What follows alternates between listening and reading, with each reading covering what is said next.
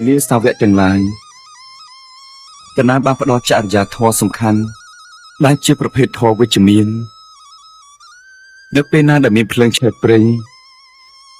ណាភ្លើងគឺកាន់តែឆេះររៀលវាបានបំផ្លាញដើមឈើនិងធម្មជាតិដែលនៅចំពោះមុខរបស់វានោះគឺជាដើមហេតុនៃអកុសលចេតនាវាដូចជាអណ្ដាតភ្លើងដែលកំពុងតែឆេះរាលដាលហើយត្រូវមានអត្តហេតុអត្តនាថោនៅក្នុងខ្លួននៅក្នុងផ្លូវដែលជាអំពើអាក្រក់ទាំងពួង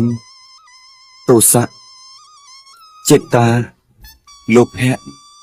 ភយៈគឺជាឫសគល់នៃអំណាចអកុសលចេតនាទាំងនេះរហូតដល់យើងបានកាត់ផ្តាច់ឫសគល់របស់ពួកវាហើយភ្លើងកិលេសនិងអកុសលធម៌វាបានដុតបំផ្លាញសន្តានចិត្តអ្នករាល់គ្នាដរាបណាយើងនៅជាប់ជំពាក់សេចក្តីប្រាថ្នាសប្បាយនៅលើโลกនេះ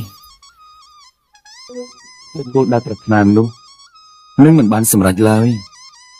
ត្រូវស្វែងរកសេចក្តីស្ងប់នៅក្នុងជីវិតជាមុនសិនដើម្បីបំពេញអកុសលចេតនាម្ដងទៀតចេតនាជាដើមហេតុនៃសេចក្តីទុក្ខហើយសេចក្តីទុក្ខគឺជាដើមហេតុនៃក្តីសាមង់នៅក្នុងចិត្តបើសេចក្តីសាមង់កើតឡើងហើយនោះសេចក្តីភ័យខ្លាចក៏កើតឡើងនៅក្នុងជីវិតដែរមិនថាមានទ្រព្យសម្បត្តិច្រើនយ៉ាងណានោះទេបុគ្គលនោះក៏មិនអាចជួយខ្លួនឯងឲ្យឆ្លងផុតពីសេចក្តីភ័យខ្លាចទាំងពួងបានឡើយ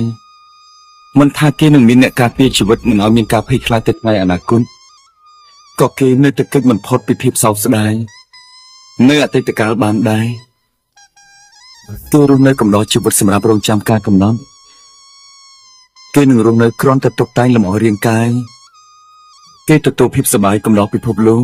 គេរស់នៅកំដរកម្មពីវេរានៅពេលបច្ចុប្បន្ននេះ